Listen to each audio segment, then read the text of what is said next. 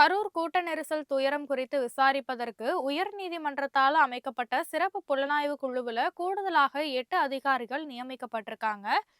கரூர்ல கடந்த மாதம் 27ஆம் தேதி தாவேகா தலைவர் விஜய் பங்கேற்ற பிரச்சார கூட்டத்துல ஏற்பட்ட நெரிசல்ல சிக்கி 41 பேர் உயிரிழந்திருக்காங்க. 100க்கும் மேற்பட்டோர் காயமடைந்திருக்காங்க. இந்த சூழ்நிலையில அரசியல் கட்சிகள் நடத்தும் ரோட் ஷோவுக்கு வழிகாட்டு நெறிமுறைகள் வகுக்கணும்னு தொடரப்பட்ட வழக்குல கரூர் சம்பவம் குறித்து விசாரிக்க வடக்கு மண்டல ஐஜி அஷ்ரா கர்க் தலைமையில நாமக்கல் போலீஸ் சூப்பிரண்டு அடங்கிய சிறப்பு புலனாய்வு குழுவை உயர் நீதிமன்றம் நியமித்தது. இதனையடுத்து ஐஜி அஷ்ரா கர்க் தலைமையிலான சிறப்பு விசாரணை குழு கரூர் சம்பவம் தொடர்பாக விசாரணையை தொடங்கியது.